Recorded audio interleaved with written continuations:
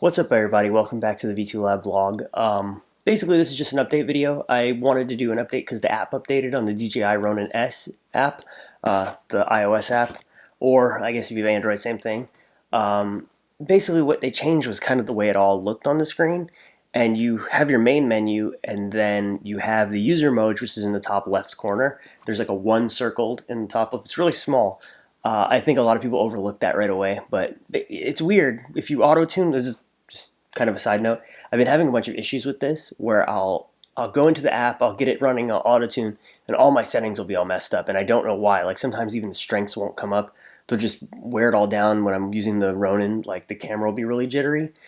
So my workaround for that, and this kind of goes into the way I had set up for the last video with the Ronin S cinematic settings, the last video. Basically you click the top left hand corner, which is the one that's circled, and you set your modes.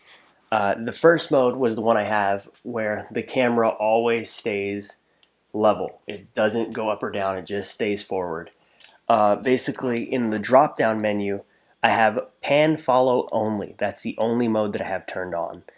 Which if you have the original app, it's the smooth track. I had turned off smooth track for tilt and I turned off smooth track for roll. And then my settings as follows, go with the screen here. It's medium, low, low. You can go between low and medium for sensitivity. The last video I had medium on, now I have it as low. It doesn't make too much of a difference, but it kind of works as your workflow depending on how you feel. And then I have push pan for push pan and push tilt on. So it says push, pan, and tilt on in the bottom left. In mode 2, which is this, I have the tilt turned on. So it tilts and it goes left and right. So in your drop down menu you have pan and tilt follow. Roll is still turned off. Again, for speed I have medium. For deadband I have low. For sensitivity I have low. Low and medium were kind of my settings for the last video. Again, push pan and tilt are turned on for the push pan stuff. And mode 3 is just that silly, 360 roll, where it goes into like flashlight mode. And, you can do all this stuff, like all the fun stuff. But yeah, primarily this is specifically about mode 1 and 2 and how I have it set up.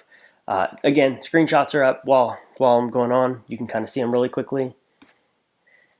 Yeah, anyways, I figured you'd pause the video if you wanted to look at them. YouTube's pretty good about the way the pause menu works.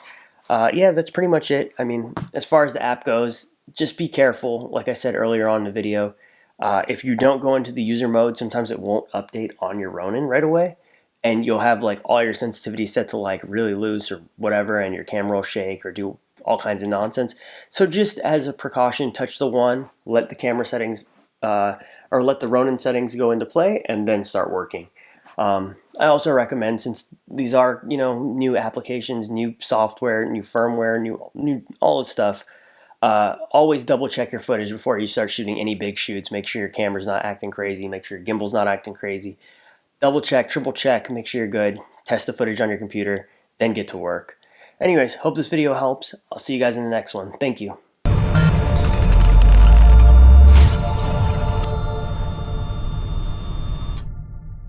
As I spoke about in the last video, because basically you're supposed to hold it 2 hands like this, and sometimes you kind of twitch around a little bit. Oof, it's actually freaking out right now. Check this out. What's going on? Okay, I'm turning it off.